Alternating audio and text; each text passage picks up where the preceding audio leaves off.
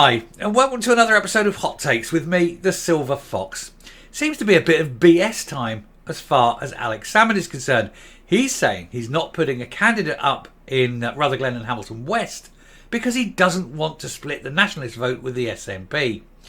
But that's not exactly what it is. What he actually wants is an agreement with the SNP that he will not put candidates up and they won't put candidates up and split the nationalist vote anywhere. This is his attempt to try and retain the two MPs he's got. Fat chance. Alex is trying to put himself forward and saying that, we need to unite under this banner and that all the nationalist parties need to work together. And that's possibly a fair argument. But by far and away, the SNP are the biggest ones. And Alba to them, it's a fly in the ointment. It's an inconvenience. It's not a challenger. And he knows this. He's aware of this. He tries to push himself forward as this old fighting dog, a man wearied of battle and becoming the grandfather of the nation, his personal charm notwithstanding. He's trying to be that person. But of course, he's not that person. He is a loser, effectively, but he's also a deeply held believer of almost Marxist left-wing tendency politics. Not as bad, of course, as the current lot, but he's still very much to the left and he's still very much a nationalist. That makes him a minority candidate. Minority even within the nationalist movement. So we'll take a look at this to see why he's so desperate to show that he's not going to stand in the hope that the SNP won't take his two MPs away at the next general election. That's assuming, of course, that Labour don't take them, which is entirely likely. Here goes. Right, so here we are. Scared, as I said, scared Alba party refused to contest the Rutherglen and Hamilton West by-election amid plea to the SNP. The reason they're scared is if they did, and the SNP would then have the excuse to contest the two seats that he has, and therefore he would be back to square one with no politicians whatsoever. Very little support, no money. Indeed, the whole reason he started this party is because he needs the money. He needs people to pay their memberships in so that he can take a living wage out of it. And let's just say, I bet it's more than just the living wage. Desperate for money.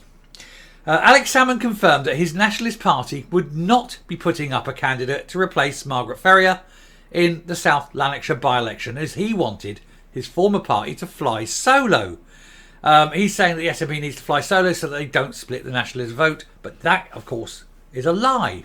But then it's nationalists. They can't help themselves. Someone should tell him that somebody's stolen his sooty puppet. Anyway, Alex Salmond's Alba party has bottled the opportunity to go up against the SNP at the Rutherglen and Hamilton West by-election. Instead, the former First Minister has made a last-gasp plea to his former party to join with them in a Scotland United strategy for the general election. He has repeatedly asked Humza Yousaf to agree to only putting up one Skexit supporting candidate in every constituency in a bid to boost the independence vote. However, some critics believe that he wants to do this simply to fend off the embarrassment of losing the two seats they have. The only two seats they have, which came from people crossing the floor, not through the ballot box. And indeed, if it went to the ballot, he would end up, of course, with none. No MPs at all. Nobody wants him. This is the trouble. He will have his supporters. He will have his die-hard supporters, of course. But they are so few and far between. They represent absolutely no threat at all to the SNP. And if there is the option of him standing in a place against the SNP, and there is a slight shaving, let's say 2%, something like that, or even simply 1% from SNP to Salmond's party, Alba, it may be enough to open the door for, probably Scottish Labour, but possibly the Conservatives to take that seat. And so, yes, I think Alex Salmond needs to grow a spine and put candidates up in every single seat at the next general election. For the good of Scotland, of course. Purely for the good of Scotland. No other reason. Geez, you don't want them getting in, doing anything stupid like winning.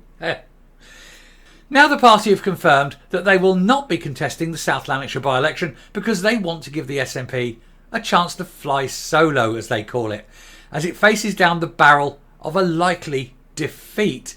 former Nat MP Margaret Ferrier was deposed in the region for breaking COVID laws, with Scottish Labour odds-on favourites to take the seat. Indeed, as I've said many times, if Labour don't win this, then they might as well just pack up their bags and go home, you know.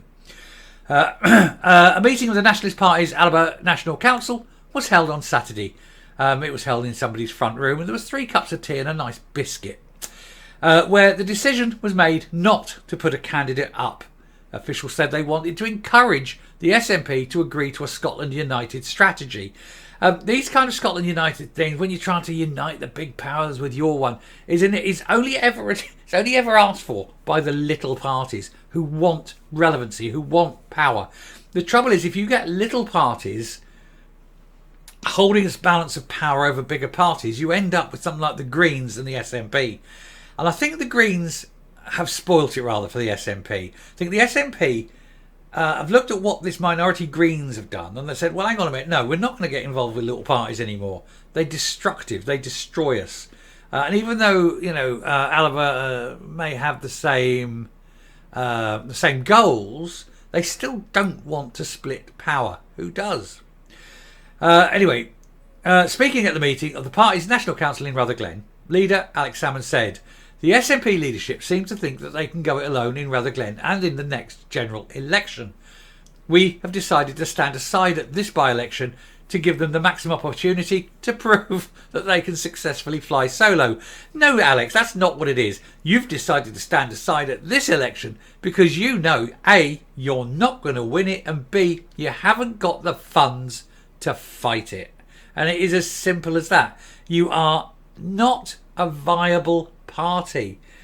Your ideals may be there, but your numbers clearly aren't. He says, we believe that the 4 independents or pro-independence candidates already in the first past the post election risks handing the seat to Unionist Labour. Well, that's the great thing. Of course, you've got the Greens are standing there, and they're pro-independence as well. And so, of course, you've got that going. I think they should just stand there as well. I mean, since they're going to lose, might as well stand, get the out there, get a face, get a name out there, so people can identify. If you know you're not your side, regardless of your party, you know your side isn't going to win it. Get your candidate's face out there, get him known, get him seen, use it as an advertising platform. Why wouldn't you? It's not as though you're successfully going to win that seat anyway. And it's not as though your side is going to win that seat. So just get his face out there, or her face, whatever it be. He said, we believe that 4 independence candidates already in first past post risks handing the seat to the Unionist Labour Party. I've just done that, haven't I? Which is true. It is true. Anyway, he later added on X, formerly known as Twitter, and are we going to be doing this Prince, formerly known as Artist? The decision of Alba's National Council today is not to contest the Rutherglen and Hamilton Hamilton West by-election, and it offers one last chance for a Scotland United approach to the general election. There is no Scotland United because it doesn't exist. There's only Unionist Scotland. The SNP leadership are less than keen, but I know that a huge number of SNP members see Scotland United as the only prospect of progressing an independence mandate at next year's general election. They should have their chance to prevail at the SNP conference, but they won't. The SNP don't want it. They just don't. The SNP conference meets in mid-October after the Rutherglen result, and before the Alba conference, Alba still advocate Scotland United, but if not agreed, our intention at the election will be significant. But this decision to not stand was mocked on social media and on here, with some claiming that they'd done this because they knew they would fall to an embarrassing defeat in the constituency. They'd lose their deposit. They absolutely would. There was no way they're going to even retain their deposit. They need 5% of the vote to retain their deposit. They won't do it. Inverclyde Labour councillor Steve McCabe wrote, they clearly didn't want to be embarrassed by a pitiful vote. Well, it's a pitiful party. Pitiful vote's all they're going to get, isn't it? Alba are yet to make a breakthrough at any election, and they have stood in, losing all of their defected councillors last year, including the General Secretary Chris McElhenney, and failing to elect any MSPs, gaining only 1.66% of regional list votes. Mr. Salmond has predicted that his party will win 24 seats at the 2026 Holyrood elections, but he must have said that when in his cups.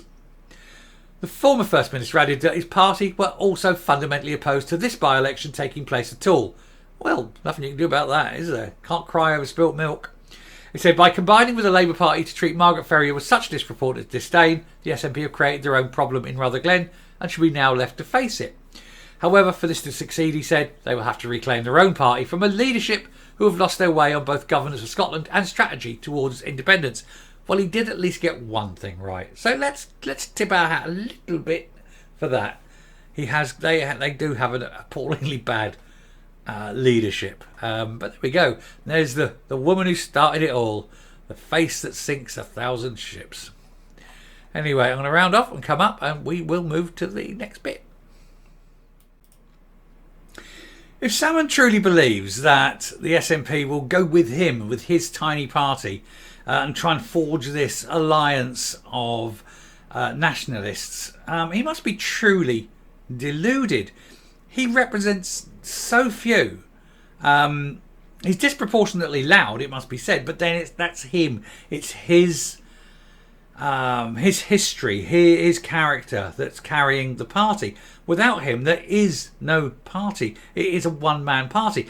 And we've seen that before in the SNP when it was a one-woman party, how destructive that can be. And I think that's possibly why Labour are doing so well. Their leader, Anna Sawar, hardly speaks. He keeps a very low profile.